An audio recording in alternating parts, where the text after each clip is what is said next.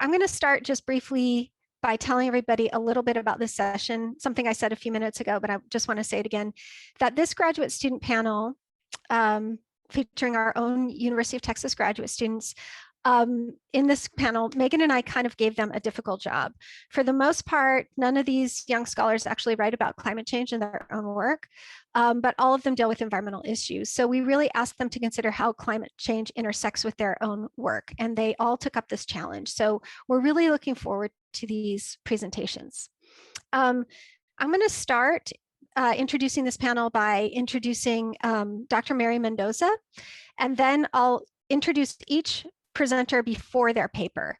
After we're finished, Dr. Mendoza will offer some comments, and then we can move on to question and answer. And just a few logistics about how that will all work. If you have a question during the papers, during the presentations, feel free to go ahead and put that in the Q&A section or raise your hand. After all the papers and Dr. Mendoza have finished, and Dr. Mendoza has finished her comment, we'll moderate your questions. We'll either bring you on screen, allow you to talk and ask your questions to the presenters, or we will or we'll just ask them for you if you're not comfortable doing that, if you have typed your questions in. With that, I'm going to go ahead and start by introducing Dr. Mary Mendoza. She is an assistant professor of history and Latina studies at Penn State University. Her scholarly work focuses on the intersections between the natural and built environments along the US-Mexico border from a transnational perspective. She has contributed to a wide range of public-facing outlets, media outlets, and she is also currently working on 2 books. One is an anthology in the field of environmental history called Not Just Green, Not Just White, Race, Justice, and Environmental History. And the other is the monograph called Unnatural Border, Race and Environment Across the US-Mexico Divide. And I've had the opportunity to actually read that manuscript, and it's going to be fantastic and eagerly awaited. Her research has been funded by the National Science Foundation, the Smithsonian, the National Endowment for the Humanities, and many, many other organizations. In addition to being a top-notch scholar and a leader in her field, she is also a generous reader and mentor. And it's for these reasons that we've asked her to chair this panel. Our first scholar up is Jonathan Seefelt, who's a doctoral candidate in our department. His research focuses on the construction of long afterlife of a series of megadams built in the 17th century in Western India. That's a project after my own heart, working on dams. He's more broadly interested in the intersections of climate, engineering, and social histories in early modern contexts. Alongside his dissertation research, Jonathan also works on Texas water and coastal issues for the National Wildlife Federation. His paper is titled An Upwelling of Stone, Climate Change and Infrastructure Agendas in Early Modern India. So take it away, Jonathan. Thank you. Thank you. A special thanks to Megan and Erica for creating a space for graduate students to participate in this event. And thanks to everyone for joining us right now at this early-ish hour. I'm just going to share my screen and dive right in.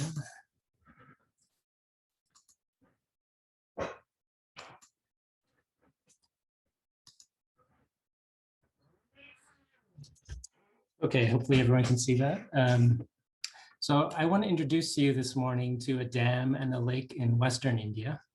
While surveying it in 1908, a British major observed the lake at hand was for many years, but a reservoir possessing no means of distributing the water stored. In line with the optimism and mounting pressure to deliver of the turn of the century colonial canal craze, Major Erskine declared it was, of course, recent British canals that had finally made the lake useful for irrigation purposes. The reservoir in question was, in fact, already a well-aged infrastructure complex by the time of Erskine's brief survey. The many years of futility the major referred to, in fact, encompassed more than 2 centuries.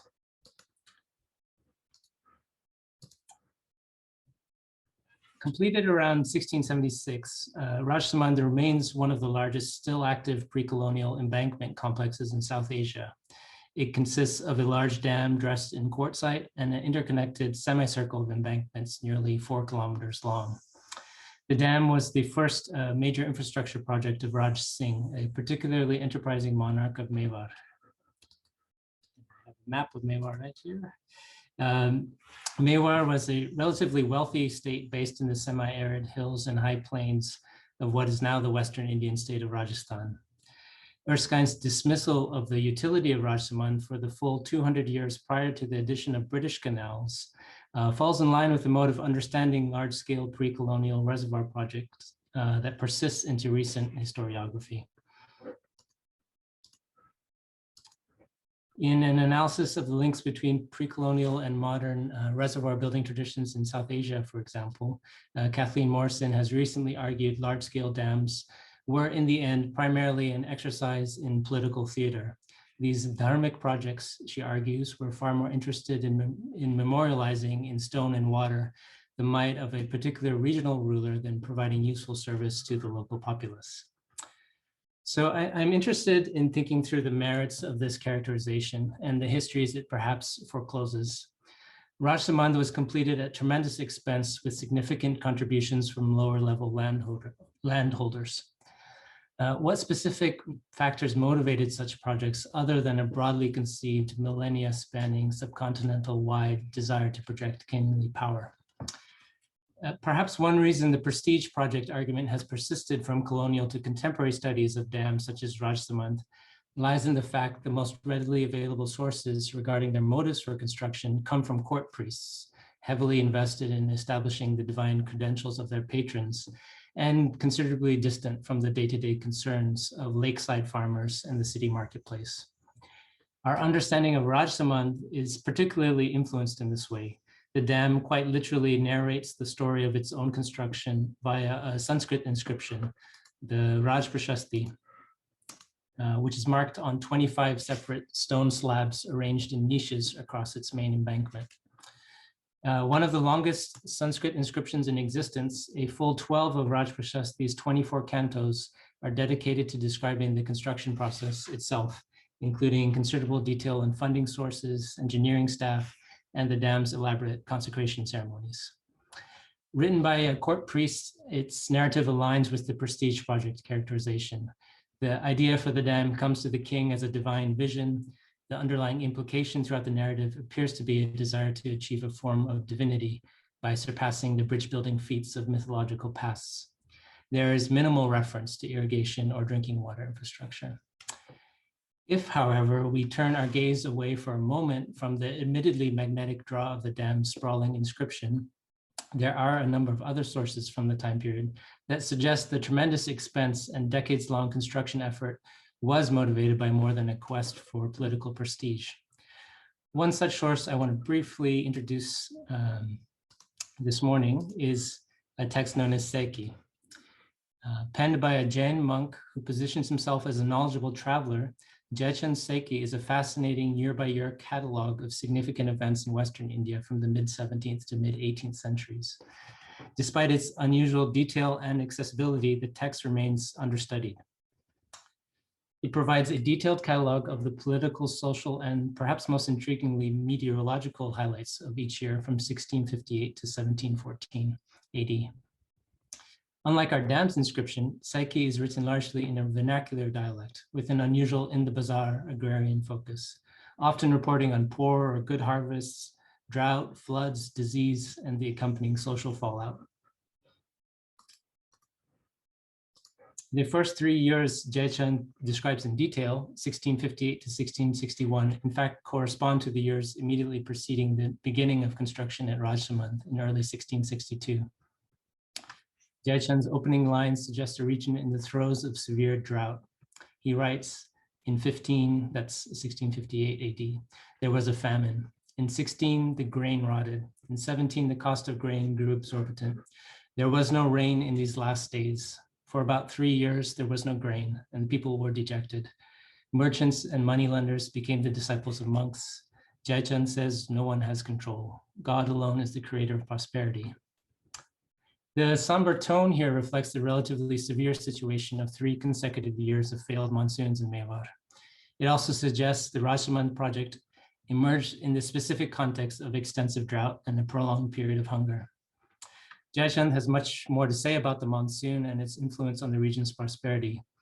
His catalog carefully notes, often in month-by-month detail, the quality of each year's rains. He makes it a particularly frequent point to detail just how much the social fabric tends to disintegrate when the rains fail. After one particularly dry monsoon, for example, he laments, "There was a famine in the whole country. Parents renounced their children and sold them in exchange for bread. Husbands let go of their wives forever, giving them to the Turks. With no food available, people lay dead in the road." Alongside famine-induced slavery, the poet frequently mentions the onset of disease in the wake of a failed monsoon, noting, for example, a particularly virulent outbreak of plague after feeble rains in 1681. In addition to disease and slavery, Jaichand repeatedly describes large-scale emigration from Western India during this period. He frequently refers to families, including not just the peasant class, but also landlords, soldiers, and moneylenders, packing up shop and seeking new homes elsewhere, often thousands of kilometers away in Eastern India. Drought, Jaichand repeats incessantly, collapses established social roles. After another failed monsoon, he notes, "Brahmins lost their glory, kings and nobles abandoned their traditions, moneylenders lost their wealth, and farmers became beggars. Tell me, who can stop the fall in such a time as this?" Jaichand's unique year-by-year meteorological detail allows us to locate the inception of Rashomon during a period of unusual aridity. Furthermore, his attention to fluctuations in social order allow us to gain a picture of the considerable ripple effects a series of failed monsoons could cause in an area such as Mewar. The world falls when the monsoon fails. In Jaichand's eyes, that fall was picking up pace. Circling back to Rashomon and the broader question of limited interest in practical utility prior to the colonial period, I have just a few observations and questions I'm thinking through in light of Jaichand's narrative. First, while we have to tread carefully here, there is increasing consensus amongst Asia-focused climate reconstructions for the Little Ice Age that the mid-17th century, specifically the decades leading up to the construction of Rashomon, witnessed the weakest period of monsoons on record. The proxy record here aligns with Jaichand's account and indicates the 1658 famine was at the tail end of a decades-long dry spell. Second, and perhaps more importantly, Rashomon was not an isolated project for Raj Singh in the court of Mewar. While the dam was under construction, the king commenced construction on at least 3 other major dams. His wives sponsored the construction of at least 6 major water harvesting step well complexes, and his son Jai Singh completed at least 3 more large dams. The last of these dams, Jaisamand, while a shorter, bulkier embankment than Rashamand's sprawling semicircle, Jaisamand still created one of the largest artificial reservoirs in the world at the time of its completion in 1687. It was in many ways this specific 25-year hydrological building spree that gave Mewar and its famous lake city Udaipur the general contours of the built water heritage it celebrates today. In direct contradiction to Erskine's specific claim regarding a lack of means of distribution, the inscriptional record combined with on-the-ground surveys indicates each of these dams and reservoirs were built with multiple outlet canals. Rashomon and Jaisamand both, in fact, have three outlet canals each. But we also need to look beyond canals for means of distribution. Rashomon's inscription, for example, speaks of multiple geared Persian water wheels installed in permanent towers at different stations along its embankment to facilitate the lifting of water into vessels to be carried to nearby settlements. Furthermore, in a pattern repeated at subsequent dams, urban stepwells were simultaneously built in the shadow of Rashomon's under a construction embankment, taking advantage of the subterranean flows induced by the creation of the reservoir to produce an in-city water supply system without the need for any surface canals. So in short, Raj Singh's building spree represents a large-scale, statewide project deeply interested in providing water as a means of anchoring and sustaining a populace during a period of extensive dryness. The still dominant prestige project line of thought fails to capture this dynamic. So an important caveat here, I'm not arguing for an idealized picture of a benevolent pre-colonial state with perfected pre-modern hydrological traditions. Dozens of villages were inundated by these new reservoirs. Rajsaman's inscription in fact names each of them. And much of the revenue from the land newly irrigated by these dams was assigned directly to the crown. And it is not entirely clear how successful the reservoirs were in boosting agricultural production, a question I'm trying to answer in my current research. However, the evidence at hand suggests a state heavily involved in attempting to counteract the effects of widespread drought and famine in a time of increased aridity. So as a massive infrastructure bill now lumbers through the US Congress and cabinet members draft plans for a civilian climate corps, examples such as Mewar remind us large-scale infrastructure and associated employment schemes have served as a particular rallying point for the state in the face of past climate adversity. What is of unique value in the case of Rajsaman and his siblings are their age and their persistence into the present era. These are still active infrastructure projects. Jaisamant, for example, now provides over 40 million liters of water a day to Udaipur, meeting a full third of the daily demand of a city of 500,000 over 40 kilometers away. This unique lifespan allows for unique questions about the long-term hydrosocial footprint and trajectories of climate mega projects. But to begin to answer these questions, we need to move beyond the persistent trope of pre-colonial waterworks as prestige projects of solitary monarchs and bring them into the fold of socio-environmental analysis, usually reserved for colonial and contemporary efforts. And I'll stop there. Thank you, Jonathan. That was great, and I look forward to discussing that.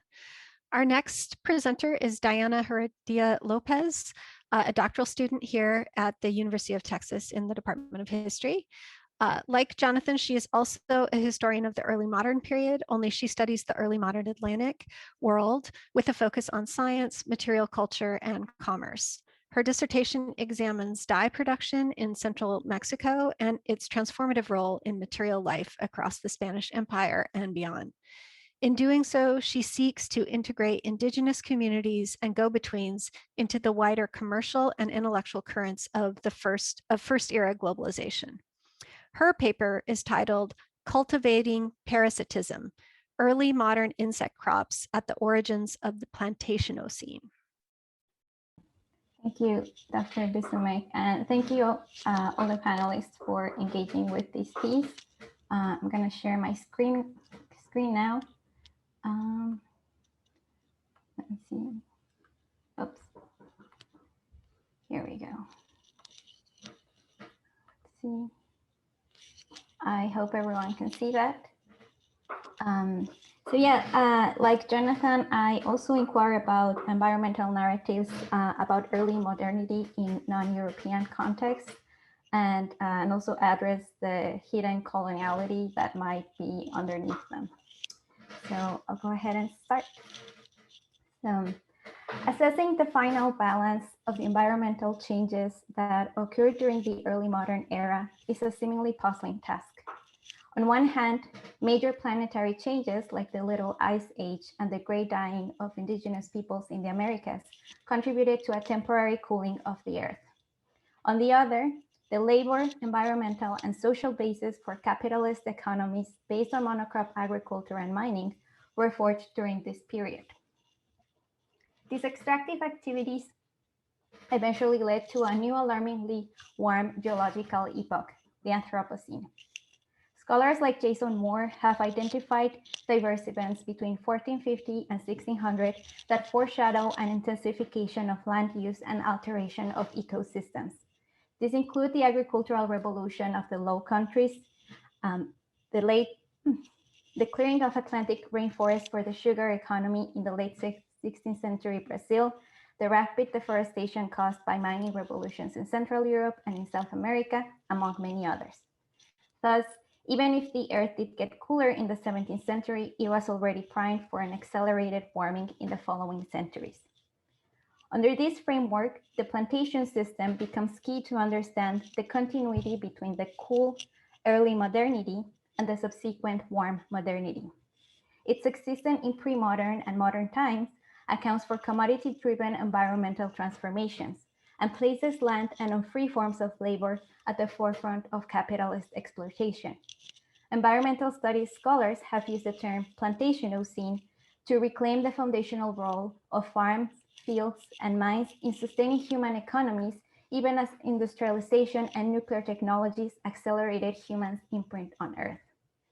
According to Donna Haraway, the elements that constitute a plantation are, quote, some combination of the following: radical simplification, substitution of peoples, crops, microbes, and life forms, forced labor, and crucially, the distorting of times of generation across species, including human beings, end quote. Many of these elements proliferated in early colonial America labor systems, whether in sugar plantations, tobacco fields, encomiendas, silver mines, or even fur trading. This capacious but loose definition of plantation thus enables the early modernity to fulfill its teleological purpose once again. However, it does not account for how plantation systems were put in place before second slavery, how they evolved, or how the remaining but still numerous inhabitants of the Americas, along with their descendants and new immigrants, resisted, adapted, and participated in this new world ecological system. How can historians then approach the early Plantationocene without recurring to linear and teleological narratives of capitalism? Being attentive to the different forms of parasitism in history might be a fruitful avenue to understand the early Plantationocene. Parasitism is, after all, one of the most prevalent ecological interaction in plantations, both in strict ecological terms and in metaphorical ways. Its clearest manifestation are the viral, fungal, and bacterial infections that have persistently threatened the survival of clonal monocultures. Likewise, the unfathomable diversity of arthropods that parasite and feed on plants constitute one of the biggest pest management challenges in present-day agriculture.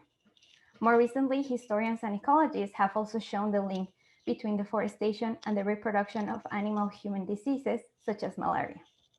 Parasitism and its parallel manifestation in capitalist relations show up at every turn of the Plantationocene. But identifying parasitism across time is not enough. How humans have made sense of it and their responses can better explain why human societies have chosen to reproduce plantation systems and its parasites time after time. In this brief piece, I explore the purposeful cultivation of parasitism in 17th century New Spain and its implications for telling the story of the early Plantationocene. The cultivation of the red dye-bearing insect, Dactyliopus coccus, in central and southern Mexico dates back to pre-Columbian times, but extended considerably after 1520, as it constituted one of the largest revenues for the Spanish Empire. Its main product, cochineal dye, like honey and silk, is part of a handful of insect crops that are still cultivated today for human consumption. The parasitic relationship between cochineal insect and its host, the prickly pear cactus, needs constant management to balance the desired spread of the insect while avoiding overinfestation and nutrient depletion of the plant host. This form of cultivation contrasts with the better-known plantation parasites, which are usually seen as inadvertent and irreversible consequences of monocrop cultures. In either case, parasitism is cultivated. It's only a matter of intentionality. In the 1600s, Spanish officials in New Spain sought to scale up the production of cochineal outside of its endemic region in Oaxaca. Aided by indigenous nobility from central Mexico, Antonio Figueroa, the governor of the Yucatan province, set up a plantation of nearly 3 million prickly pear cacti. In his 1620 account of this agricultural enterprise, Figueroa claimed that after 2 years, the prickly pear fields were in optimal shape to start harvest. Now, a nobleman like Alonso de Nava were responsible of sending the cochineal insects to the region, as well as for indigenous peasants to teach the Yucatan locals the assiduous labor of tending prickly pear cacti and its parasites, cochineal. The success, even if only temporary, of transplanting cochineal on such a large scale outside its center of origin would remain unparalleled until the 19th century. So at a first glance, this cochineal plantation seems like a prime example of pushing the commodity frontier, a process Moore describes as a series of strategies that engulf the, quote, unpaid work energy of humans and the rest of nature outside of the commodity system, and that are enabled by a mix of science, power, and culture, end quote. It seems then that no matter how intricate the ecological needs of cochineal parasitism were, this could always be simplified and replicated in the plantation system. Yet the cochineal from the Yucatan plantations never matched the quality from the one of Oaxaca, or even the second tier one from Tlaxcala and Puebla in central Mexico. Eventually, indigenous peasants abandoned these plantations, and Oaxaca became again the main center of cochineal production from the mid-17th century and on. Historians have attributed the predominance of cochineal from Oaxaca to its endemic character and to Spanish monopolistic tendencies. Concentrated cochineal production in a single region would fend off biopiracy, prevent competition, and preserve the quality of the dye. The early 17th century Yucatan plantation failure looks like a lesson learned for the Spanish crown. But Figueroa's documents suggest that local officials in New Spain and other allies did not give up on their efforts to transplant and extend cochineal cultivation. The first part of Figueroa's account lists a series of steps for planting pre-clippers and sowing the cochineal seeds. More importantly, Figueroa included a page-wide drawing of an arborescent prickly pear with a man and a woman kneeling to collect cochineal from their stems. A very similar image can be found in two other separate manuscripts, one of them a 1600 codex called Relación de los lugares y pueblos donde se saca la grana de la ciudad de Cholula. The author of this codex, Alonso de Nava, is the same Nahua nobleman who had sent Figueroa cochineal insects for his plantation. The foremost experts on this document have suggested that this drawing was part of a manual crafted by Nava. Thus, Figueroa not only received the cultivating materials from Nava, but also the necessary instructions to replicate cochineal plantations elsewhere. The prospects of cochineal plantation at this moment thus were ripe for expansion, but only for a handful of entrepreneurs and royal officials. It is not surprising to find that Spanish officials used local knowledge to overcome the commodity frontier of cochineal. However, it is notable that the initiative to collect and disseminate the knowledge came not from Europeans, but from local allies. Indeed, Nava was no commoner. He was a loyal vassal to the Spanish king. His nobility background was probably key to maintain long-established alliances in central Mexico.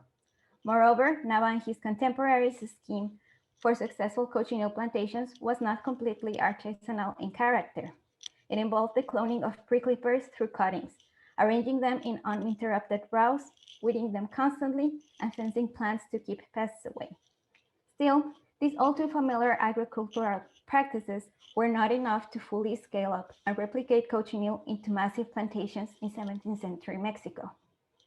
As a highly prized crop, the parasitic nature of cochineal never figured much as an obstacle to its cultivation. The language Figueroa and Nava used in their accounts about the dye was mostly agricultural and plant-oriented. And even if some described the cochineal insects as some sort of lice, the main distinctive feature of this crop was the high level of attentive labor it required. This form of understanding a parasitic relationship should be part of plantation ocene studies. Parasitism should not only be about a two-way interaction where there's a clear winner, the parasite, and a clear loser, the host.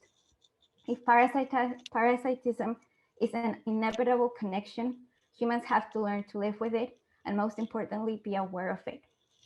The early efforts to scale up the cultivation of cochineal in New Spain are just to coordinate amidst the numerous colonial transplantations and escalations of extractive enterprises in the Americas.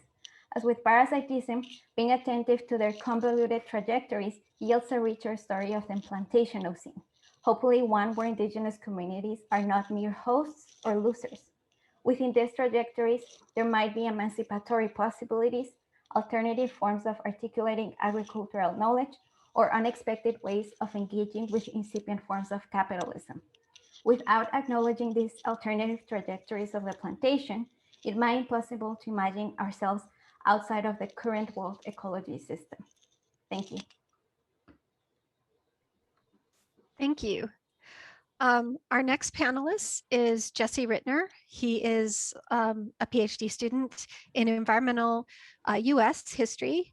His dissertation that he is currently researching and will begin writing soon is titled Solving for Snow, Weather, Technology, Science, and the Rise of the American Ski Industry, 1900 to the present. So a sort of big departure, a leap in time forward and from our previous two papers. But in it, he examines how scientists, engineers, resort owners, and skiers came together to maintain reliable snowpack on ski slopes in places with unreliable snowfall. So really talking about climate modification. Among the variety of other grants that he has won, Jesse is the 2020 recipient of the American Meteorological Society's Graduate Fellowship in the History of Science. His paper is titled Skiing in Variable Conditions, Climate Adaptation, Profitability, and Repercussions. Take it away, Jesse.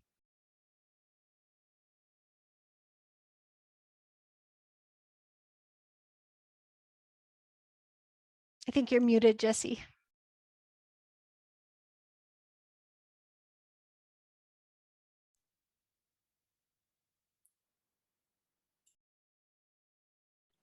Thank you.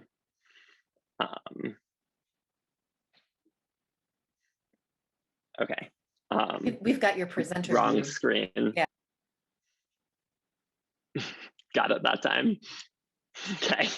Sorry about that, everyone. So thank you, Eric and Megan, for inviting me to be a part of this, and to all my fellow panelists for joining me here. So climate change has put pressure on us as historians to examine the good and the bad of past attempts to adapt. But if we were to pass judgment on what is successful and what is not, we of course have to determine what constitutes success. And inevitably, things will be successful in one way and unsuccessful in others. In order to grapple with this, I have turned to the US ski industry as an example of climate adaptation. And before I go on, I think it is important to note that I am a passionate skier, and I have also worked for the US ski industry at ski resorts for a number of years in the past.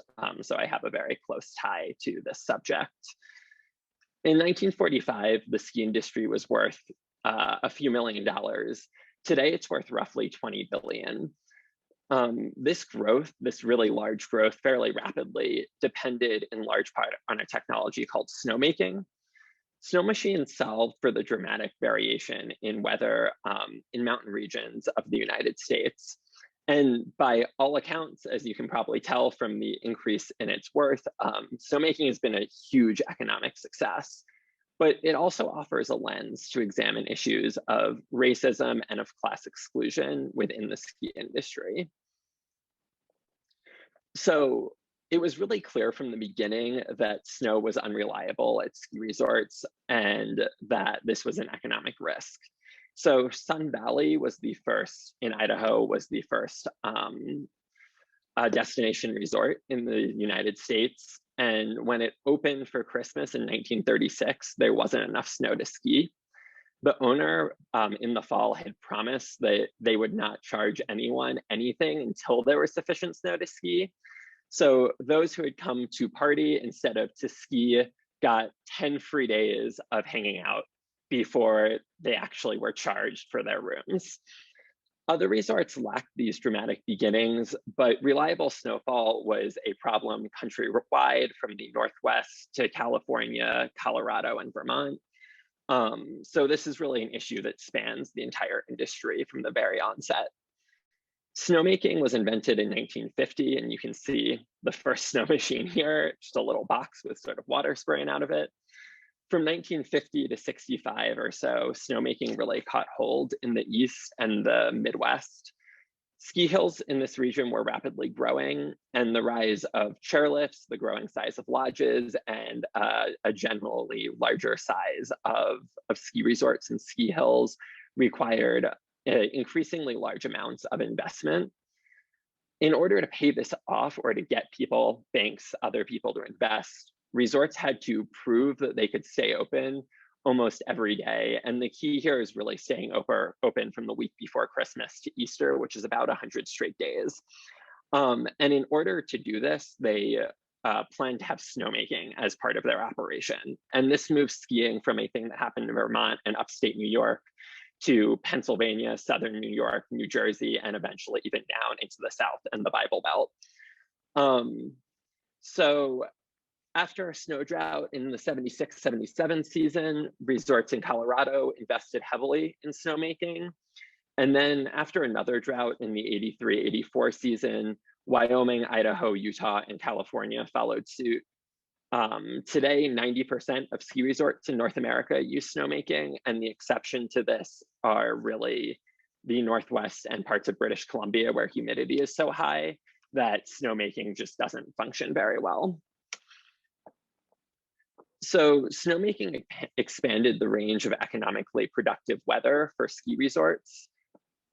Previously, cold air and moisture had to arrive together, so you needed, the moisture to create snow, you needed high humidity. But with snowmaking, resorts could make snow whenever it dropped below really 28 degrees Fahrenheit, so a little bit more than below freezing. But this really expanded snowmaking or skiing dramatically. So if we looked in this region where there's all of these ski resorts, most of these places average 0 to 20 inches of snow a year. Realistically, you need at least 150 inches of snow a year to have a viable ski resort without snowmaking. Ideally, you'd have 350 to 450. So it really expands the geography of ski resorts. The technology was really basic. So they shoot pressurized air into pressurized water. The droplets in the water become smaller. And as they fall through freezing temperatures, they freeze into ice crystals. And once they are on the ground, they feel sufficiently like snow. At its root, it's just a perfect example of environmental technology, right? It used cold air and threw water in it to mimic how snow formed.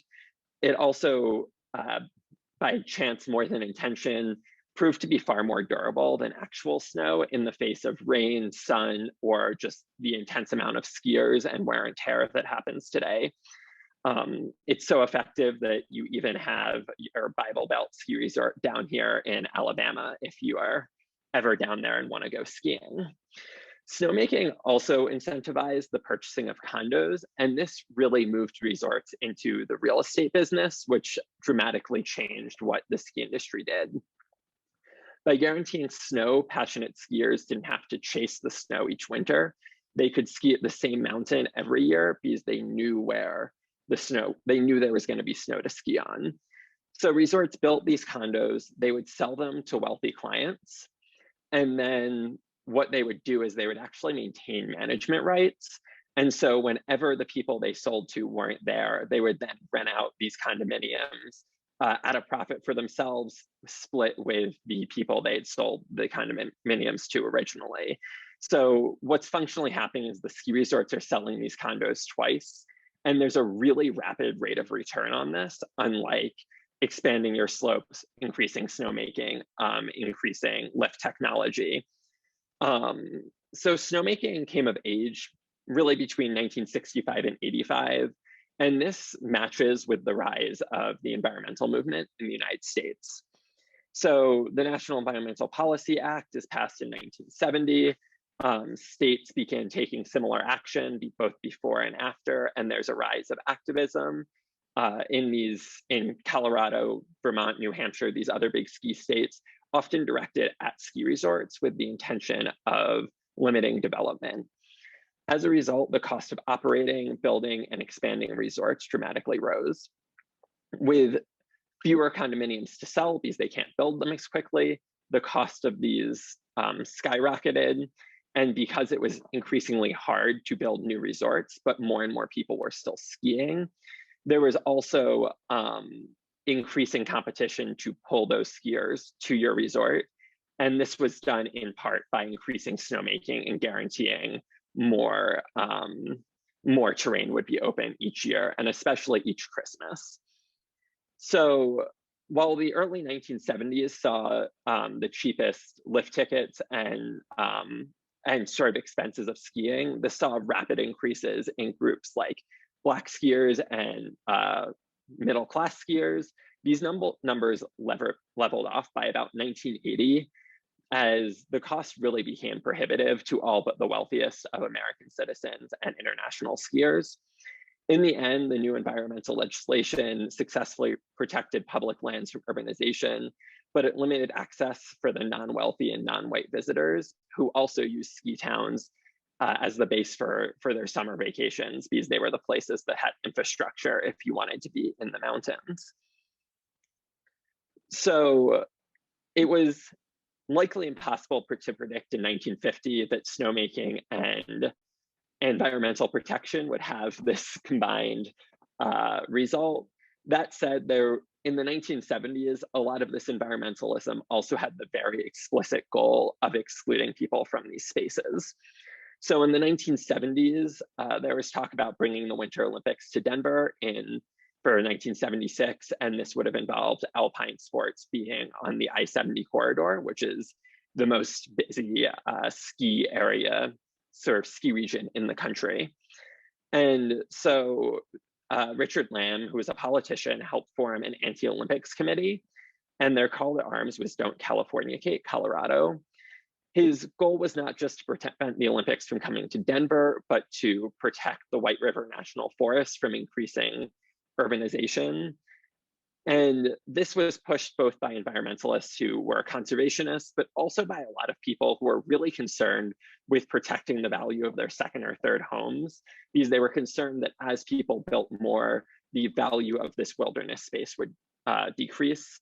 Unsurprisingly, Richard Lamb was one of the second homeowners. He owned a home outside Keystone. And for his troubles guiding this process, he was elected governor of Colorado in the next election. So 20 years later, the Roaring Fork Valley, which is where Aspen ski area is located, revived this fight when they passed resolution number 114. The resolution stated that in order to protect the environment, stabilizing the population promptly was essential. It argued population growth generated by mass immigration to the United States was the driving cause of this growth. They called on the federal government to restrict immigration to create a country in which the dignity of human life is enhanced and protected. Immigrants, it seems, were not deserving of this human dignity, only those who were born in the United States. And considering where Aspen was, we can also fairly easily extrapolate that you had to be white and wealthy to deserve this dignity. This time it was not explicit urban development, rather it was the threat of air pollution, the usage of land, so sort of what we might think of as legitimate pollution, and then the perception that non-white people were also polluting the space. So snowmaking industry growth and conservation came together to form the modern ski industry. But it's also important to note that the ski industry is now really big business. The US Bureau of Labor has said that over 80,000 people are employed directly by ski resorts. The industry itself, the National Ski Area Association, estimates over 500,000 jobs are directly related to the ski industry nationwide. And this matters because the sort of removal or destruction of the ski industry would really leave mountain towns decimated and would absolutely destroy the economies of Colorado, New Hampshire, and Vermont, not to mention dramatically hurting the economies of many other states. Snowmaking demonstrates the ways that businesses can adapt and really thrive in climates that are not necessarily suited for what they are selling. But to go back to the beginning of my talk, snowmaking also strikes me in part as a failed promise. At the onset, it promised consistent skiing to increasing numbers of people. And because it opened more ski resorts, it made it easier for middle class and urban populations to ski. But in the end, it exacerbated racial and class inequalities, making them actually worse in the regions that ski resorts are than they were before. As a result, it highlights the importance of skepticism when we are faced with new technologies that promise to solve climate issues for specific industries. And it makes it clear that we need to think practically and clearly about the distant future, even as we search urgently for solutions in the present. Thanks, I'll leave it there. All right. Thank you, Jesse. That was great. Our next panelist is Michaela Valadez, a doctoral student here as well. Her research analyzes the history of environmental racism and community organizing in San Antonio, Texas, in the second half of the 20th century. She examines two organizations, Communities Organized for Public Service, called COPS in the paper, and the Esperanza Peace and Justice Center. Both emerged in the 1970s and 80s out of the Chicano movement with two different ideologies and strategies. Her project shows how the struggles and successes of these organizations are sometimes subsumed or not over time by a neoliberal logic that continues to inflict environmental damage upon vulnerable spaces and communities in the city. Her paper is titled Drafting Blueprints, Critiquing the Past to Fight Climate Injustice Today. Michaela?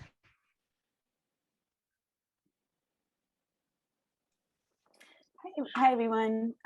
Give me 1 second to figure out the sharing here. Oh, sorry. No worries. It's not Zoom unless there's an awkward moment. And I know. Okay.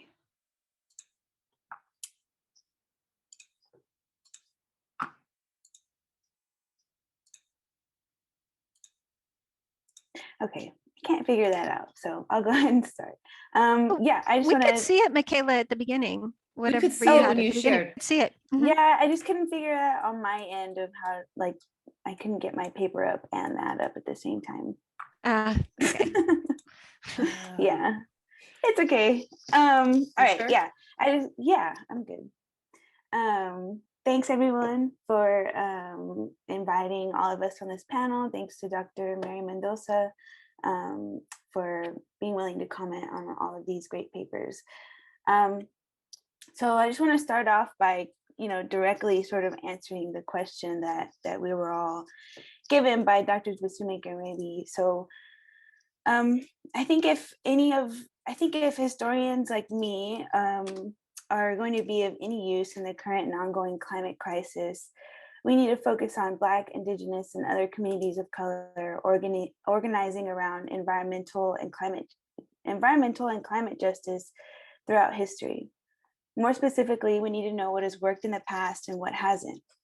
We have to diligently study the outcomes of both the successes and failures and how the state responds. And finally, we have to ask what a well-rounded critique of organizations that confront environmental injustice can teach us about the present and future attempts to do something about damaging effects of the current climate crisis.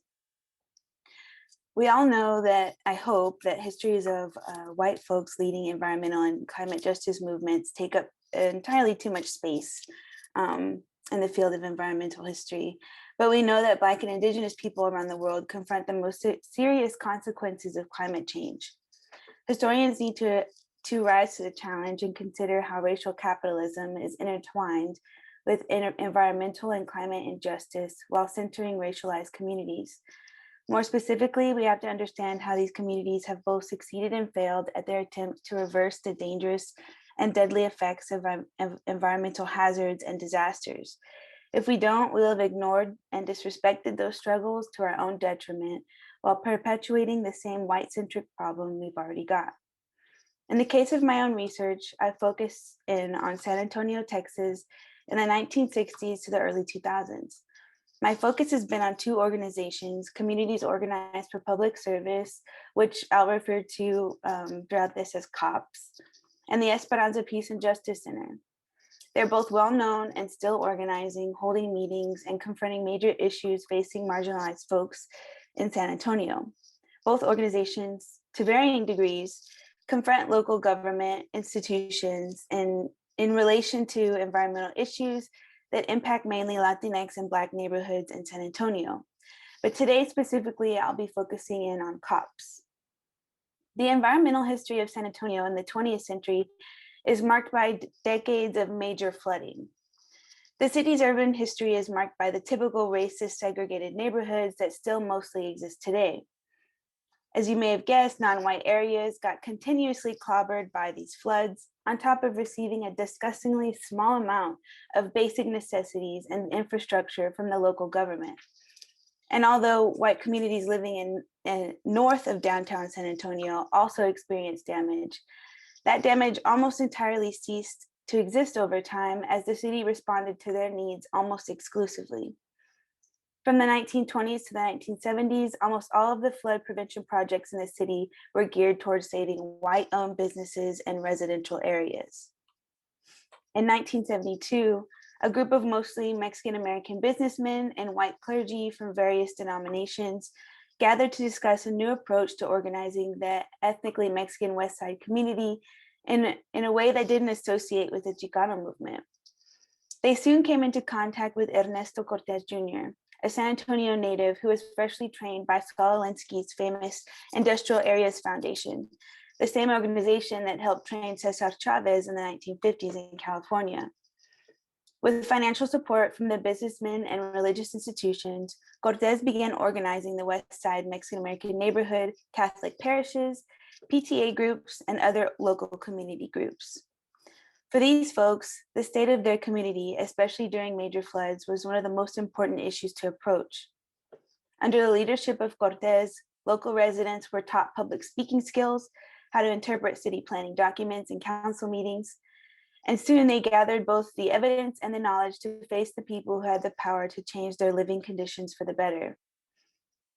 After a major flood in 1974 and 2 years of studying, training, and organizing their neighborhoods, angry but prepared COPS members called upon the city manager with researched evidence that over 30 years prior, the city had allocated money to fixing the West Side's infrastructural issues. The city manager had no explanation for the seemingly disappeared bond money and promised to look into the situation. The next few years would be an uphill battle for members of the organization. In just those next few years, with the help from groups like the Southwest Voter Education Project, COPS protested and pushed local officials to hold an election that would allocate over $100 million in bond money to begin a major infrastructural project in the West Side. Once this bond successfully passed, the city attended to overflowing creeks, old bridges, installed miles and miles of water pipes, in addition to building a new library, parks, and other important community amenities. Around the same time, COPS also joined a coalition called the Aquifer Protection Association, dedicated to protecting the Edwards Aquifer. The aquifer is the biggest source of drinking water for the city, and at that time, it was being threatened by contamination due to an increase in development to the far north, including the building of UT San Antonio and a planned community called San Antonio Ranch.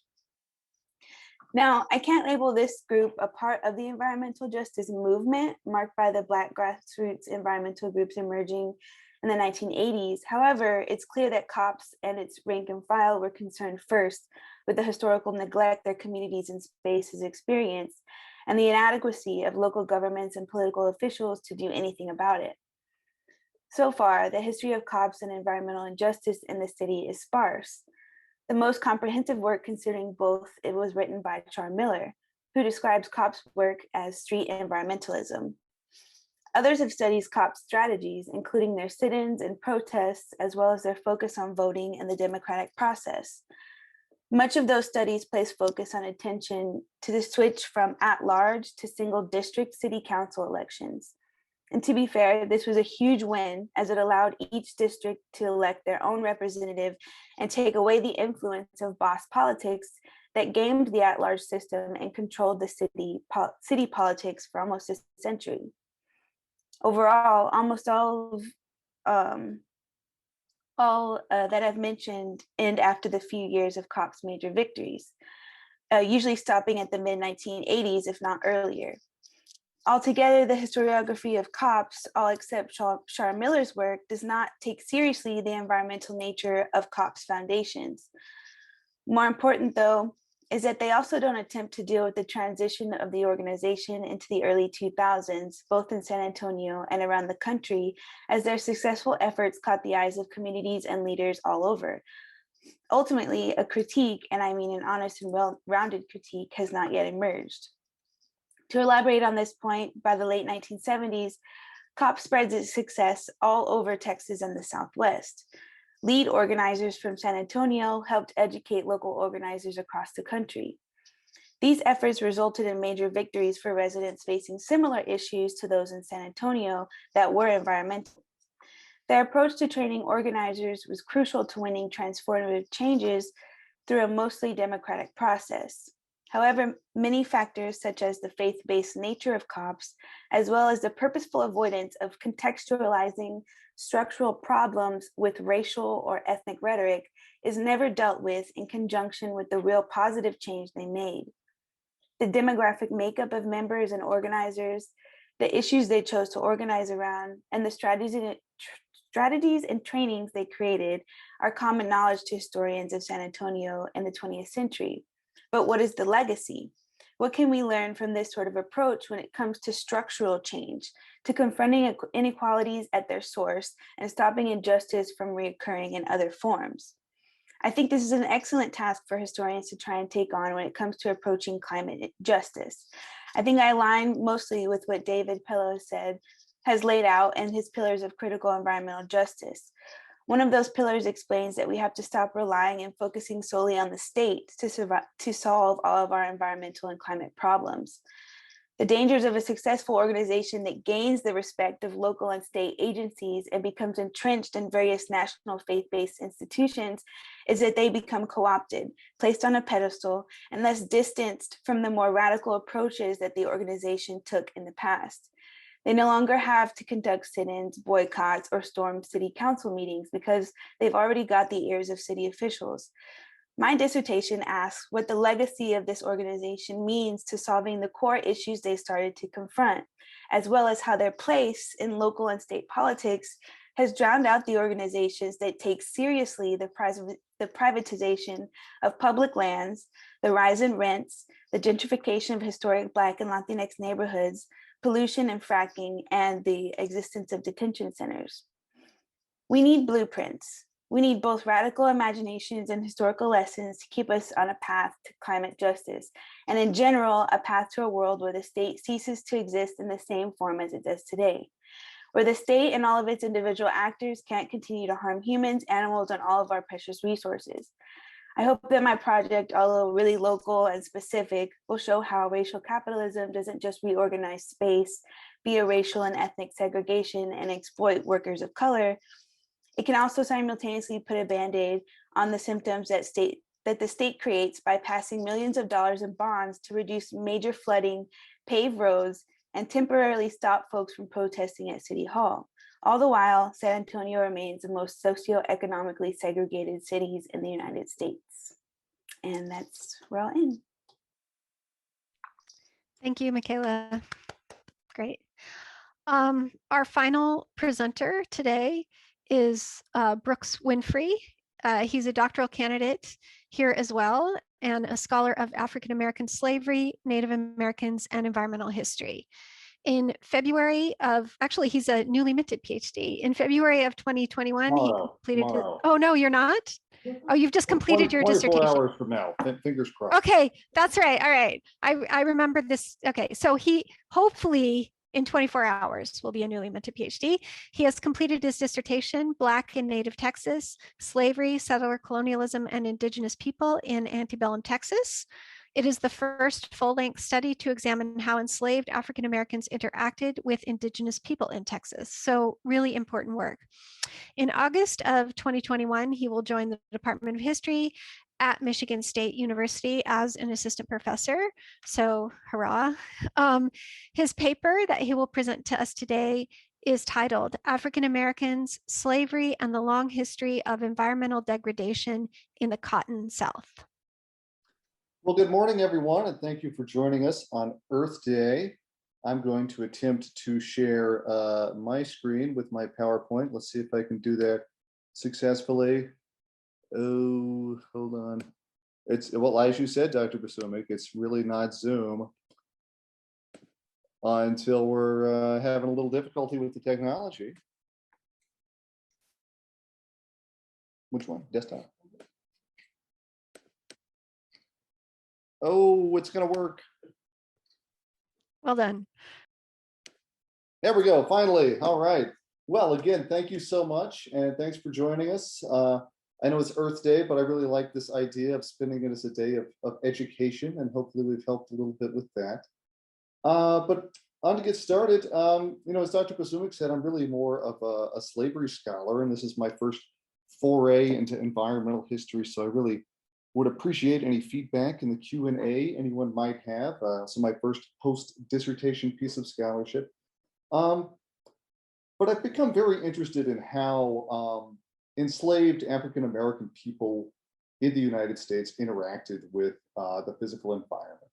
And that's something that historians are studying more and more. It's a very small subset, I would say. There's only a handful of scholars working on that, but it's a growing field, and it's one that needs more attention, in my opinion.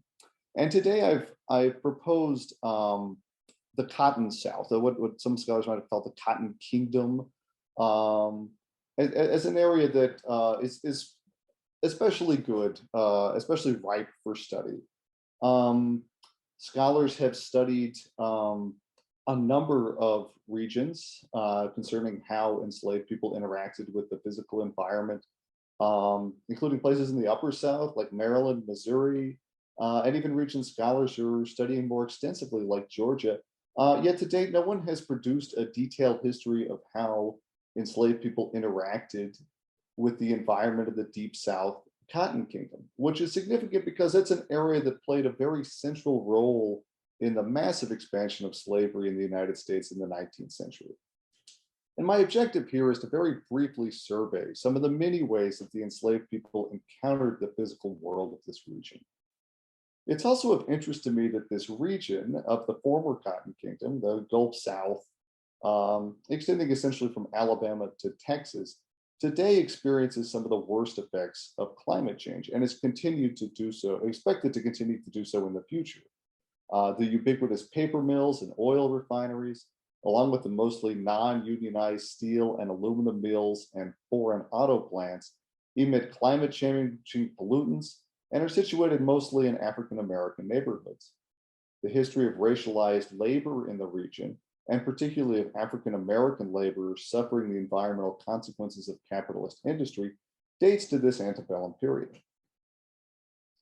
And I want to start with this slide, this map, produced by Frederick Law Olmsted in 1861.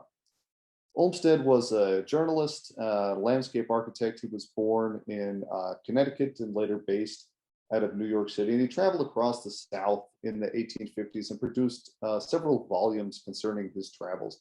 And this is a map he created for an 1861 volume called The Cotton Kingdom, where he detailed cotton production in the South. And this is right at the earliest days of the Civil War. And this is a vision that took decades to come to fruition, a vision that white enslavers had had. And it's one that grew very quickly. It only took about 4 decades for this to become a region that was very much a borderland, a region that was not at all under control of the white planter class. It was home to a variety of indigenous nations and French, Spanish, and British traders and settlers, and free and enslaved Black people. But it changed very quickly, and I want to discuss partially how the enslaved people played a role in that change and how they experienced it.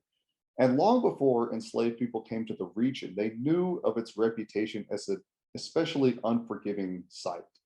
And when enslavers in the Upper South threatened to sell people downriver, which is a threat they would make in order to compel them to do what they wish, compel their labor, this is the downriver they spoke of. The enslaved people expected, and correctly so, to enter a harsh and unforgiving region. The historian Damien Pargas has recently demonstrated that in addition to the other innumerable horrors of the domestic slave trade, like separation from family, loss of community, and many others, enslaved people forcibly taken to the Deep South also struggled to adjust to a radically different environment. The intense humidity, long summers of the Cotton South, contrasted radically with the climate the enslaved had known in the Upper South.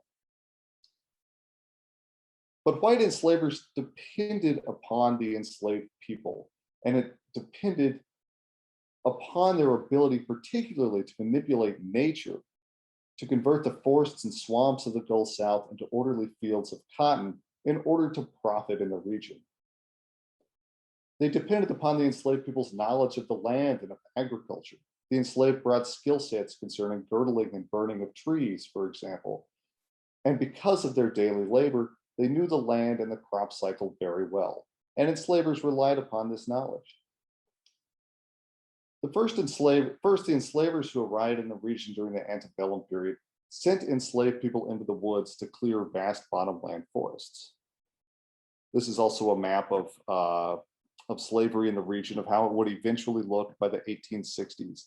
And it's, again, I'm trying to highlight the labor that enslaved people performed in forming this region and transforming this from a borderland. And first they went into the woods and they would girdle trees. And this is a technique that agriculturalist indigenous societies had used, but it's also one that indigenous African societies had used. And enslavers depended upon this African knowledge of land. So the enslaved people would girdle these trees and then set fire to the underbrush. And it was a process that was both very damaging to the environment, but also damaging to the enslaved people themselves. And that's something very important to consider here, that this labor would expose the enslaved people to noxious smoke. And then once they were able to plant cotton amongst the stumps left in these regions, that labor was very, very arduous as well. They experienced extreme heat and humidity. They worked very, very long hours planting cotton, hoeing weeds, thinning stalks, removing insects by hand. And usually beginning in late August or September, which was the hottest time of the year, they began harvesting the cotton. There were other environmental perils of the region that increased labor for the enslaved. When the Mississippi River spilled out of its banks and inundated fields, the enslaved were sent out to fix damage. And when planters demanded the construction of levees along the Mississippi River, enslaved people went to work building earthen mounds to, never successfully, manage the flow of the river. With the trees removed and animals exterminated or relegated to the margins of the plantation, the cotton monoculture that planters envisioned began to come to fruition. Observers immediately noted the tremendous change in the physical environment. They expressed particular concern over what they perceived as a changing climate. Deprived of the dense tree canopy that had shaded the land, contemporaries noticed that summers seemed hotter and drier, and winters colder. The land, now stripped of the nutrient-rich humus that had retained water like a sponge, now dried out more quickly. Cultivating cotton in this hotter and drier space, in soils not nearly as fertile as they had once been, also required additional labor from the enslaved. Fields required regular replenishing with organic matter, and the enslaved spent long hours laboring in the hot sun to carefully work manure into the soil. But even in this space designed to maximize the output of human labor in service of the cotton economy, the enslaved fought for their own vision of how to utilize the environment. They grew garden plots and raised chickens, or often with the support of their enslavers, or even surreptitiously in spaces concealed from their enslavers. They used the outdoor space near their cabins for leisure time, to tell stories with fellow enslaved people, and to allow their children to play in an environment separated from the physical toils of the fields. Across the South, planters often left areas on the edges of plantations uncultivated.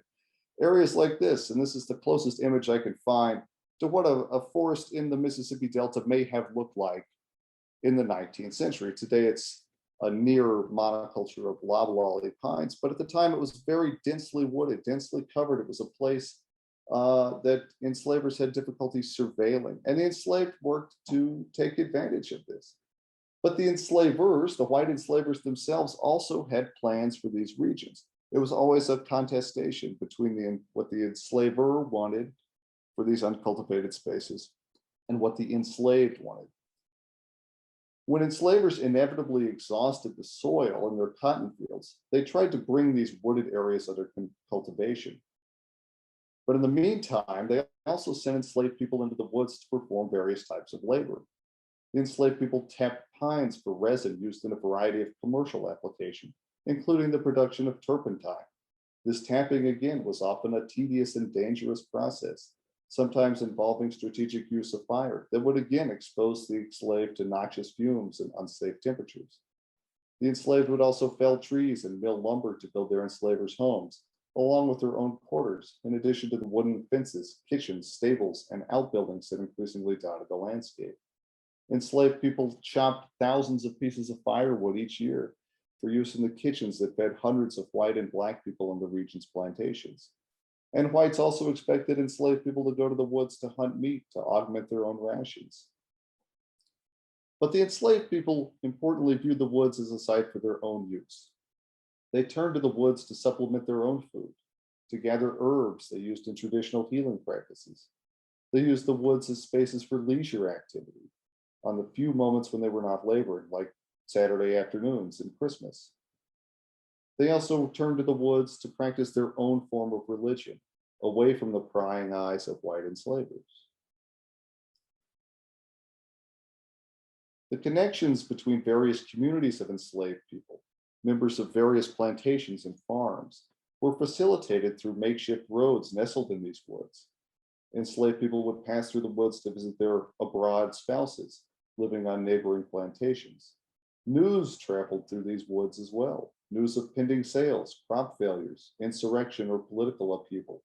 All essential information that enslaved people understood had great meaning for their lives traveled these paths. But perhaps most importantly, the enslaved viewed the woods as their pathway to winning freedom. Enslaved people escaped the plantation temporarily, what's called lying out, often after major disputes with enslavers or overseers, by secluding themselves in the woods until they could plan a return. Permanent escapees also took to the woods. But as some enslaved people, including Solomon Northup, learned, the woods contained perils. There were venomous snakes, and the woods were blocked in many cases. Paths that native people had once used were now grown over. Enslavers took tree stumps, cleared trees, garbage from the plantations, and filled the woods with their garbage, with what I call the detritus of the plantation. One enslaved man named Charles Ball, who very famously escaped and wrote a memoir of his experience, discussed how difficult it was to travel through the woods because of the masses of wood tossed away from the plantation. Even the monoculture of the Cotton South worked to the disadvantage of the runaways. Intense hunger is something that scholars have long acknowledged was a major issue for those who escaped enslavement, and many actually returned once hunger became unbearable. Stealing food from local plantations was a key survival mechanism for those who escaped. But as planters in the Cotton South increasingly imported their food from the North and Midwest rather than growing their own, so that they could devote even more acreage to cotton cultivation, enslaved people wishing to find corn or perhaps a pig only encountered more cotton. So ultimately, I hope I'm able to offer something of a start here concerning slavery and environmental history in this region. The enslaved people were especially deeply connected to the environment. Not only did they live in an agricultural society, like most antebellum Southerners, but by force, they lived very close to the land. In fact, no one really in this time period in this region had closer interaction with the land than the enslaved.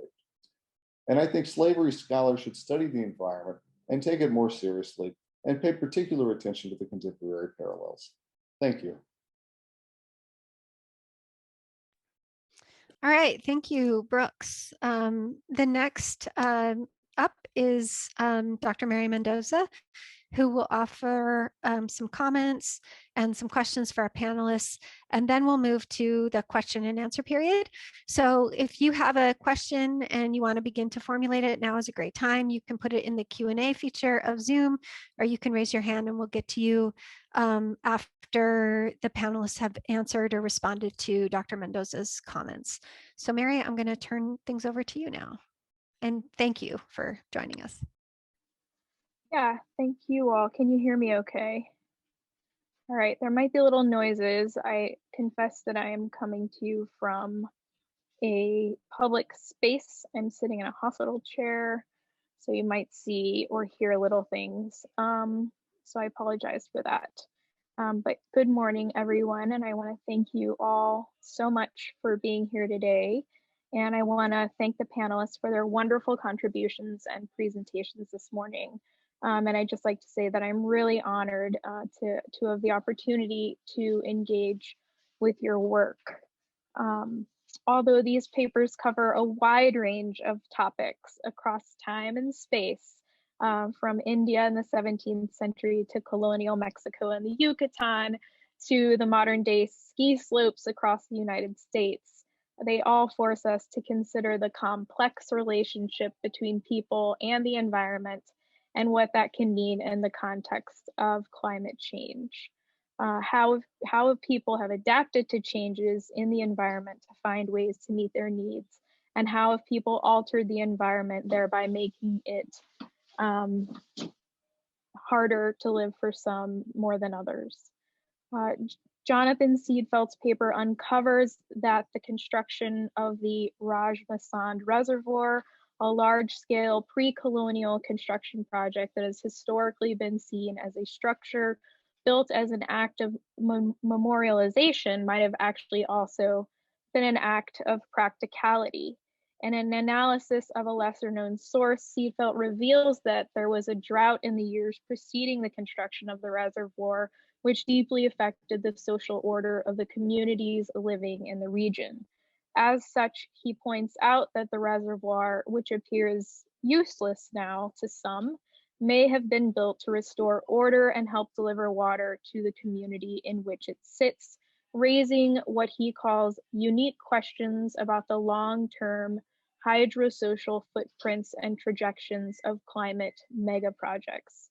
Having read Seedfeld's paper first really set me up well to consider how people have been responding to climate changes and crises for a long time.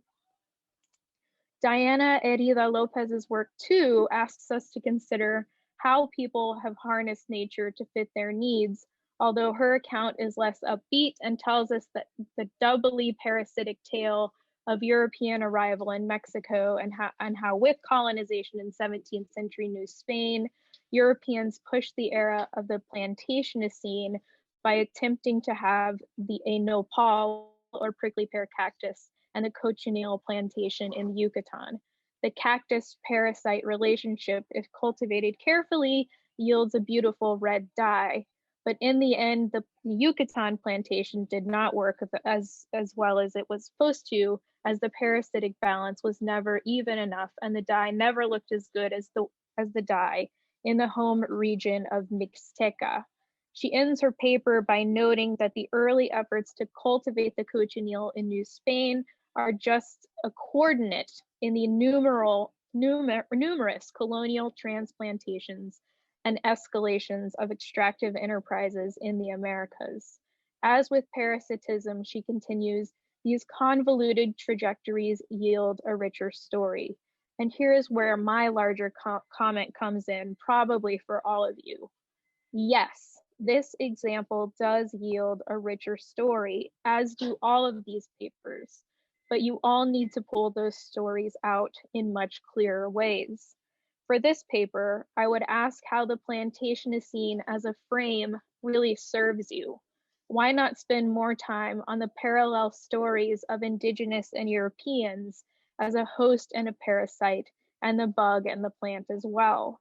That could be much clearer, because I see what you're trying to do is sort of these parallel narratives and show that one is a host and one is a parasite on either side, and that the balance could be different and there could be other ways to talk about this.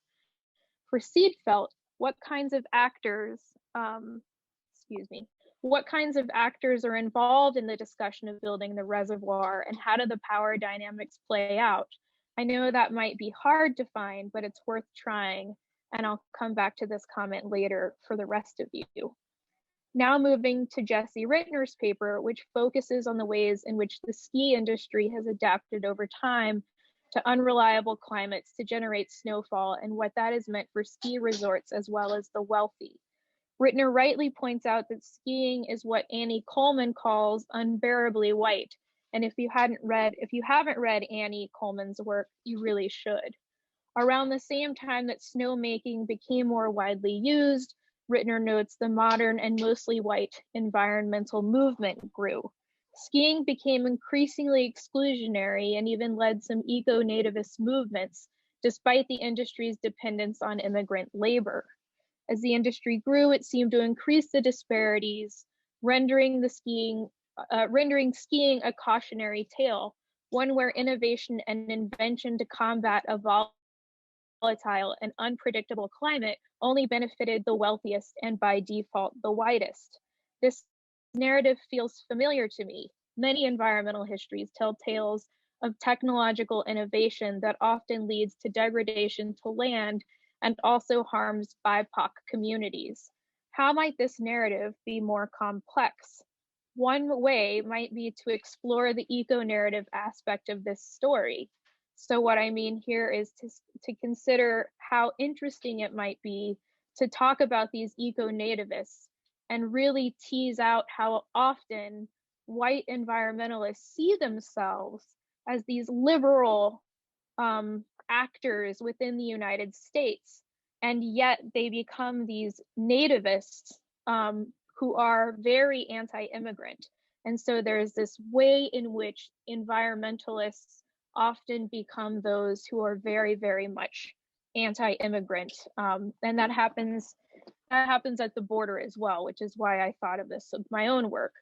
People who are wanting to protect national monuments in Arizona are very much proponents of building a border wall, right? And so once again, you have these environmentalists, these white environmentalists saying, no, let's build a wall, let's keep out the immigrants. And there's a similar parallel here with your work, where these, again, is environmentalists who often see themselves as incredibly liberal people are very, very against allowing people of color to have access to certain resources in the United States.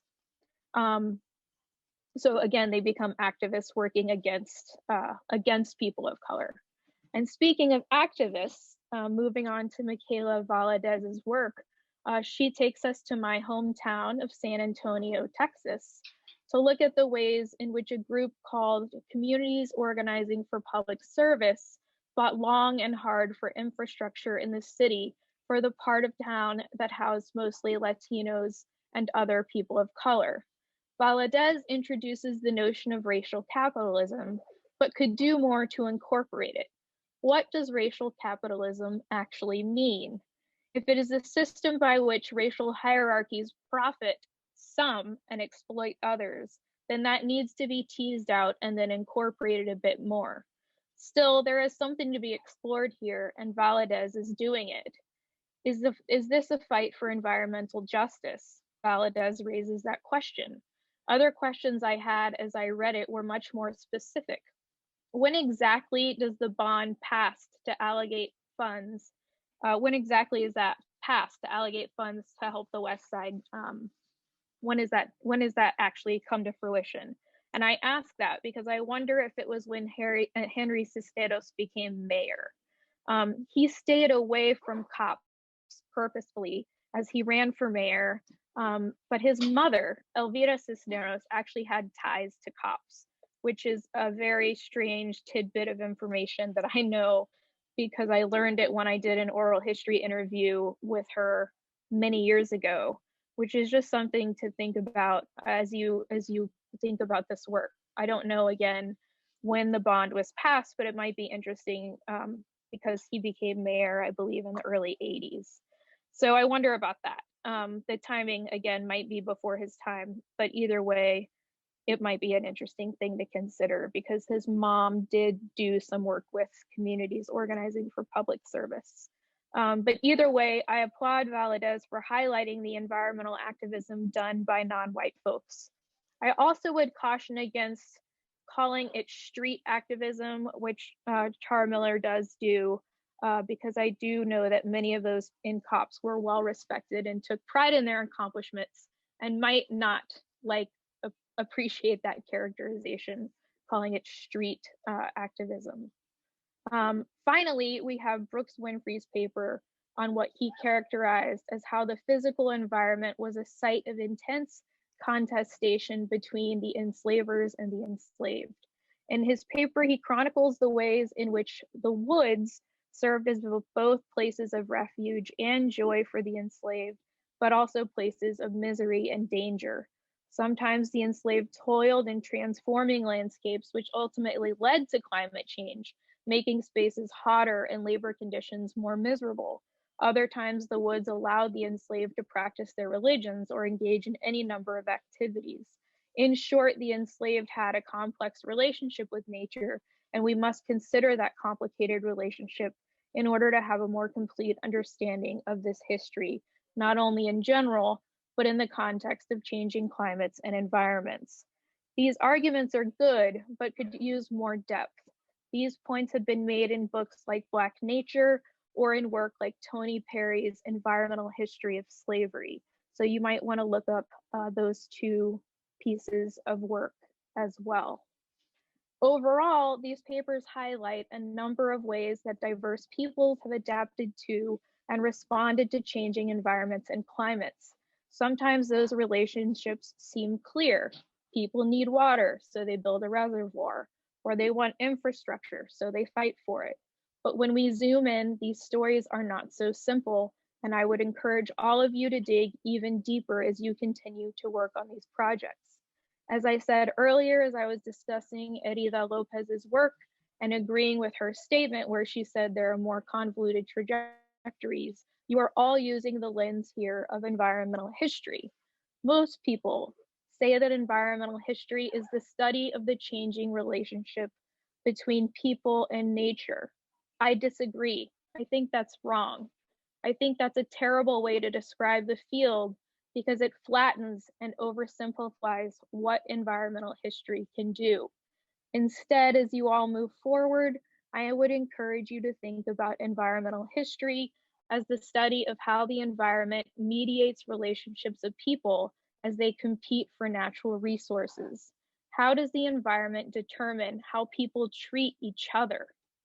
Finally, I want to encourage you all to simplify the language that you use in your writing. Make it accessible to anyone. Think about the jargon you choose to use and whether or not it's actually necessary. I only say that because I think the more accessible our writing can be for those who are being studied and we are writing about, the more accessible and the better our work can sort of, the better we'll do for it educating folks about what is going on in the world. And I'll stop there. You all did a great job. Thank you, Mary. That was great. So Mary raised a number of issues about each of your papers. Would anybody like to respond before we move on to a general discussion and some of the questions in the Q&A panel? Does anybody want to actually say anything to her or just respond?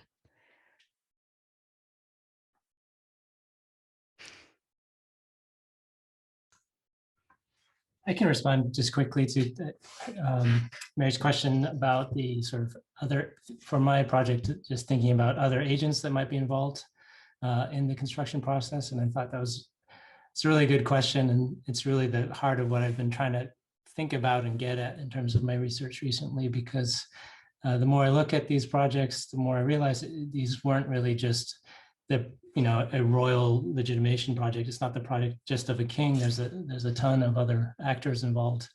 And even in the inscription itself, it talks about sort of the financing structure for these dams and just how many smaller scale landholders were involved in having to sort of come up with the money and contribute sort of construction labor force to the projects. So there's definitely a lot of other agents involved in the construction process. And also in terms of the people affected by them, there's a whole sort of set of tribal communities in this area that seem to have been pushed out by the construction of the reservoir and have suffered quite a bit from the projects. It's harder to get at those histories just because of the lack of sources. But yeah, it's clearly a direction I need to take, is to focus a lot more on the amount of other agents that are involved in sort of constructing these projects and sort of dealing with the aftermath of them.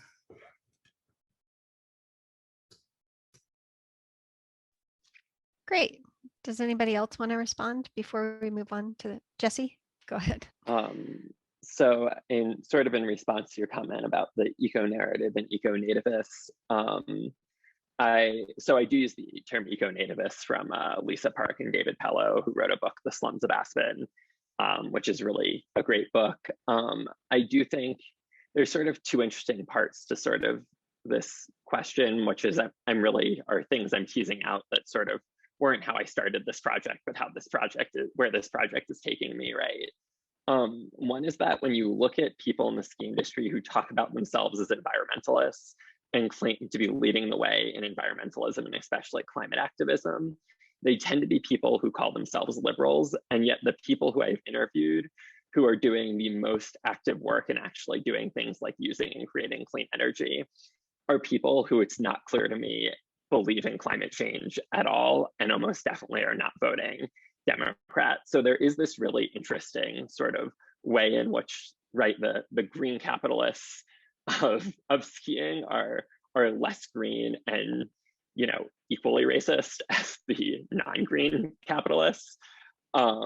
There's also, but I think what's interesting about this is that where you really see these things come out are places where non-skiing, non-white communities respond, right? So you see it in Aspen. This became big news because you start to see the organization of Latin American immigrant communities in response to what they see as correctly as increasing explicit racism, especially in the Roaring Fork Valley and along the I-70 corridor, which are just this like hour-and-a-half long span of about 15 ski resorts that is almost a city at this point.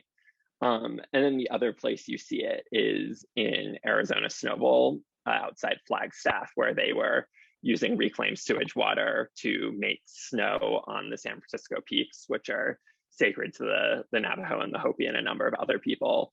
And you sort of, right, you see this eco-nativism emerge because of this consistent resistance in the 70s and then the 90s and then the 2000s, where people organize and functionally point this out, right? So the visibility of these things come really from the reactions we see, which is sort of where I'm trying to go with at least the second half of this project. Thanks, Jesse. I have a question that kind of pulls on a larger theme that Mary brought up for everyone that maybe everybody could respond to. And Mary offers this really provocative and kind of compelling reframing of the entire field of environmental history at the end. And given that our theme is precedence, right, she said she's asking us to think about environmental history of the study of how the environment mediates relationships between people and each other. Could each of you talk just very briefly about the precedents you see in emerging from your own case studies that would sort of address that reframing that she's given to us?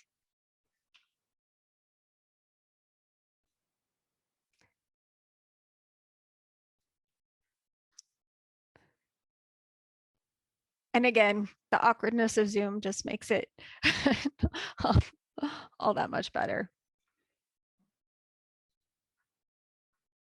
Okay, I think I'll take a shot at that. I think in my case, and also Brooks, like there's an evident precedent of what we call the plantation.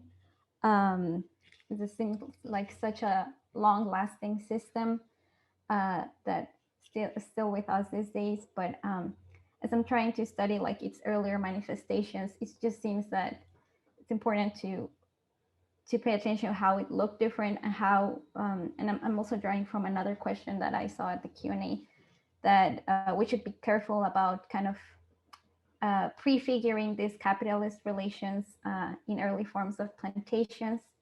And just, I do think environments mediate how people relate to each other, but also this these processes can be very fractured or do not have the immediate results that, like we think about the European person coming into the Americas and trying to modify land. And that's not what instantly happens, or trying to transplant some plant from Asia or Africa, and that just doesn't happen immediately.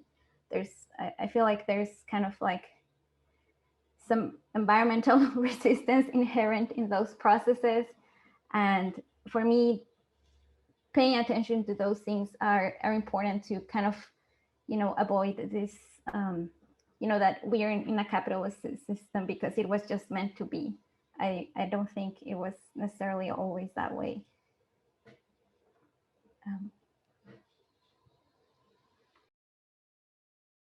Great. Does anybody else want to take a stab at that? The question?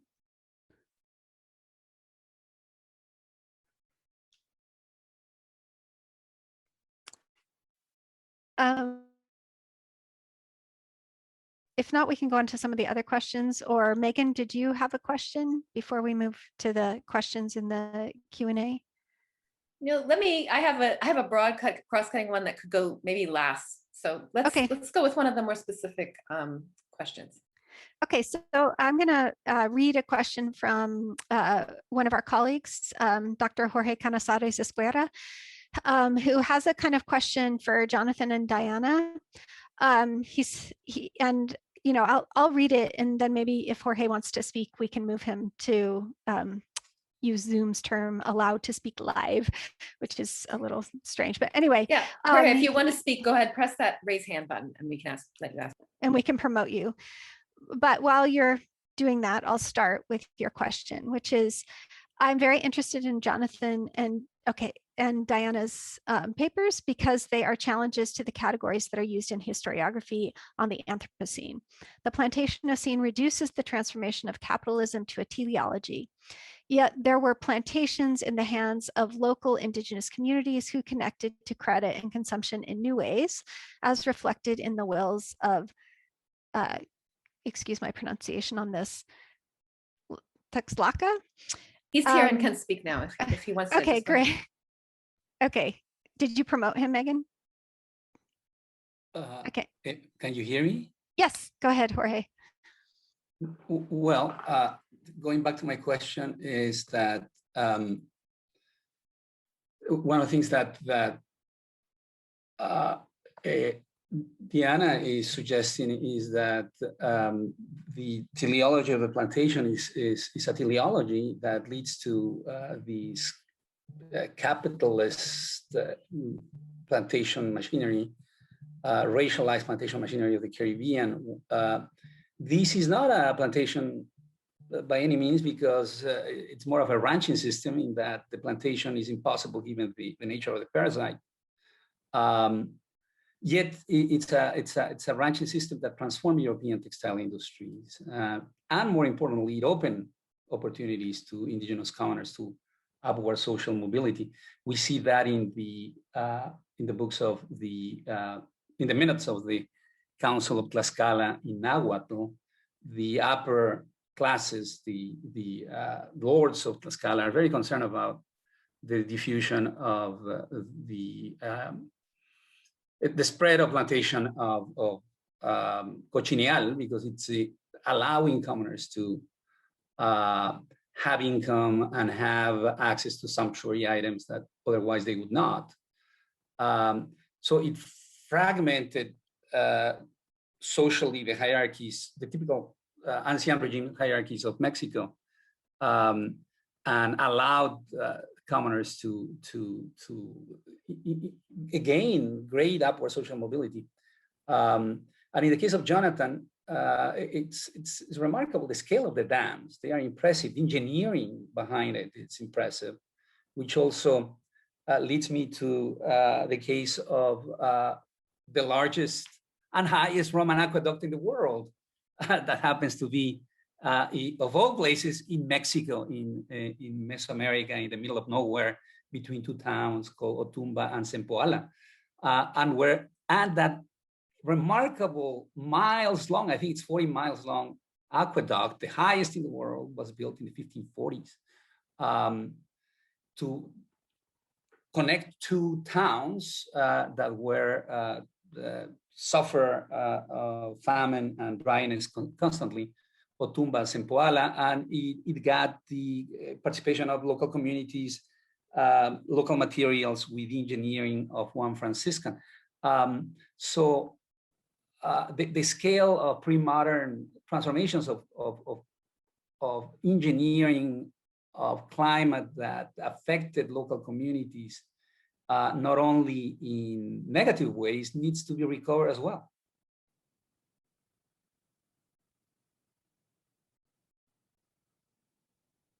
That is my common question.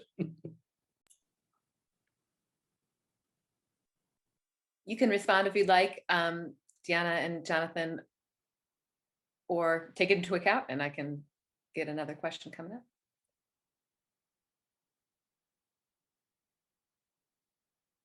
Megan, we have a few other questions, so maybe we can just move on to the next ones.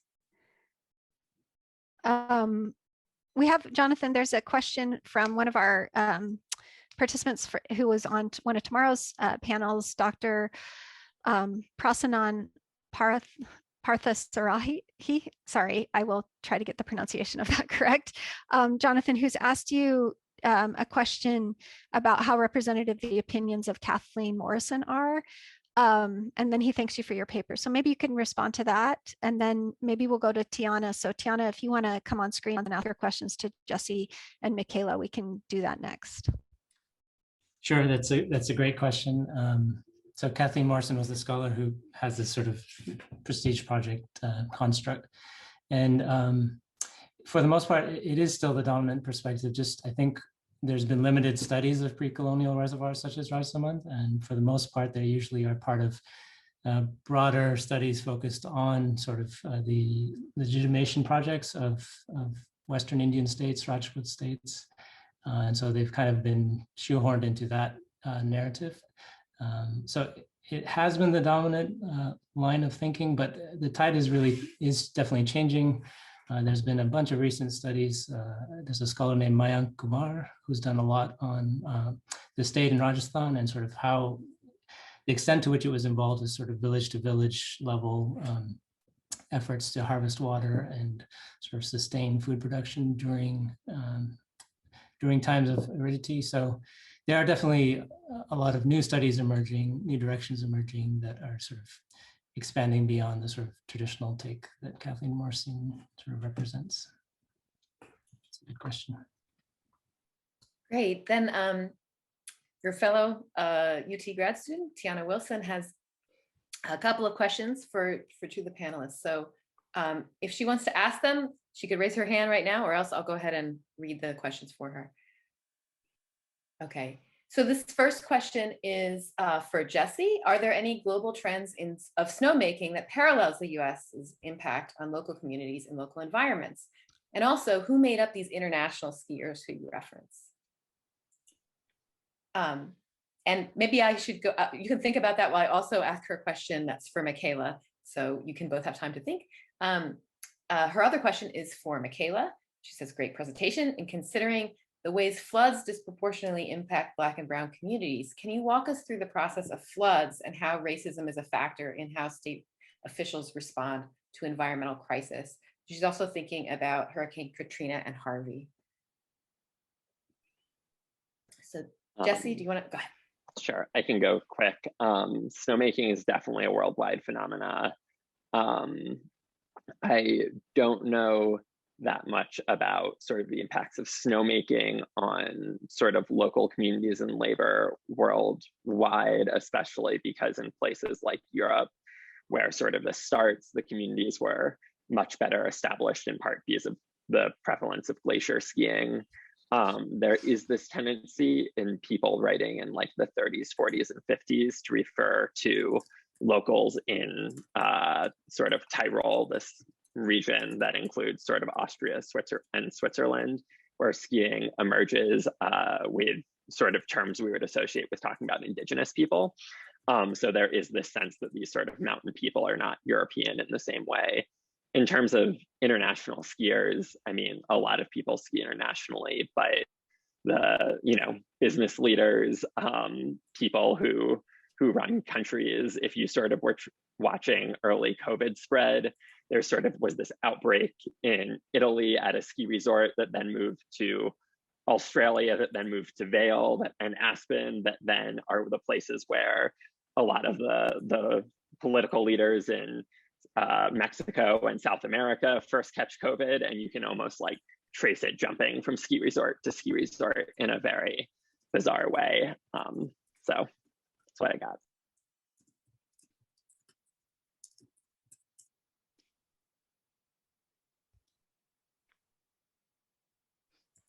Michaela, do you want to respond to? Okay. Yeah. Thanks, Tiana. I think that it also sort of connects with Dr. Mendoza's comment on racial capitalism. And I'm actually taking a course on racial capitalism. So it's been like one of the most helpful things for me in terms of my dissertation and connecting environmental justice, race, the racialization of space. And so yeah, working on that.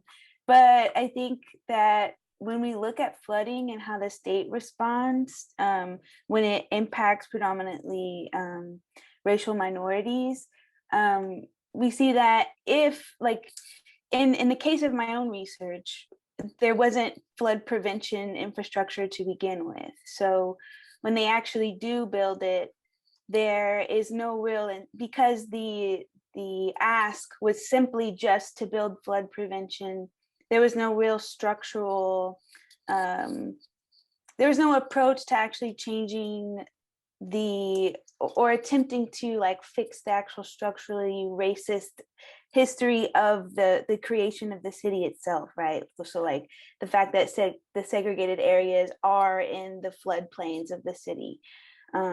So I think the most important thing to think about in terms of flood and race in the state is how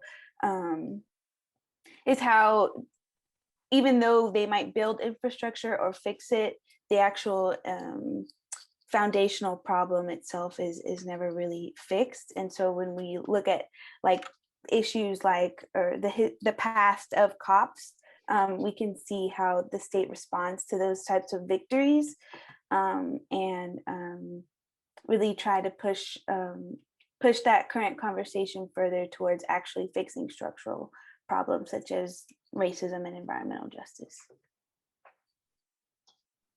Fantastic. We have just enough time, not really, but we're going to do it anyway. One last question from Chris Sellers, our IHS fellow for this year. And he has a nice cross-cutting question for y'all that will close us out. We can hear you now, Chris. So. Oh, you can hear me, but you're not Yep. going to do the screen. Okay, great. Oh yeah, we can't get you. Yeah. Okay. Okay, great. Yeah, thanks for all these papers and great job. I think I'm going to just send you all a paragraph on each of them for all the other questions I have. But I did this overarching question did occur to me. It seems like we're in a different climate temporality today than a lot of our historical actors in the past that we look at.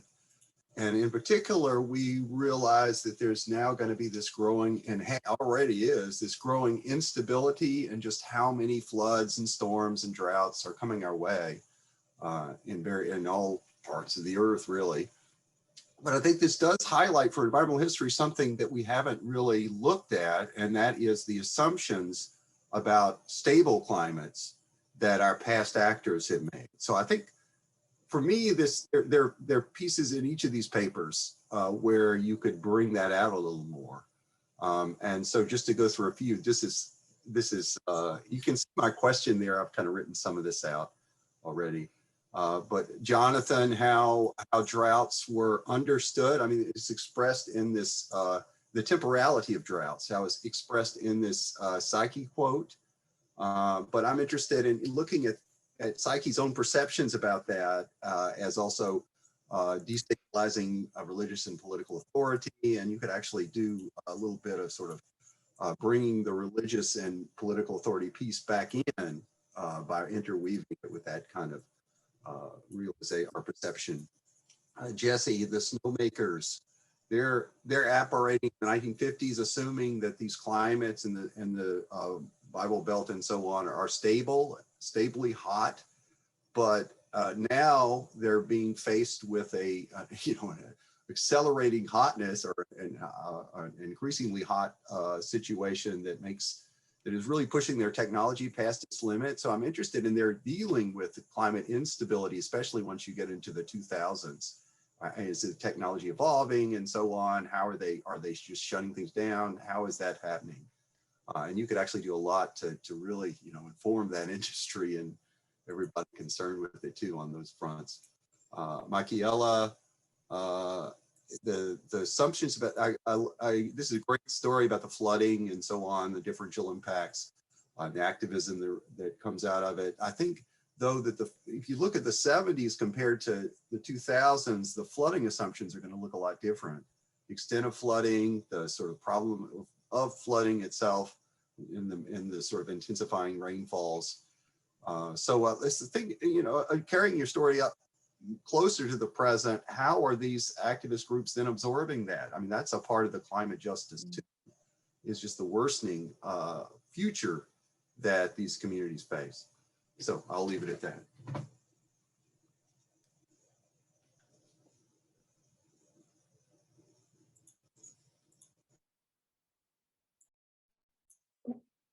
If any of you want to respond, you can go ahead and do that, or you can just sort of think about Chris's comments into the future for your work. Thank you all. I've also got plenty of comments for all of you individually to help out. Yes. And I've saved the questions that we unfortunately don't have time to get to. Great questions that people submitted that I think you've seen, but I've copied them for you so you can have them as you keep revising. And we will be, just to let everybody know what the schedule is, this is our first panel. We're taking a nice long break so people can go for a walk and get some lunch and you're not tied to Zoom for 8 hours a day just to participate. Yeah, stretch, do some yoga. So this concludes our first session. We will reconvene at 1 o'clock Central Time for our opening keynote by Dr. Bathsheba DeMuth. So take a break and come back, use the same link that you used to join the conference today. And we look forward to seeing everyone later. And we want to give our panelists, sadly, the one thing that's missing with the live conference is a round of applause. RAS students for stepping up and taking on our challenge and kicking off the conference. We gave them a really hard job and they did an excellent job. So we will see everyone at 1 o'clock, hopefully. Come for that opening keynote address. Bathsheba DeMuth's talk is going to be great. So looking forward to it.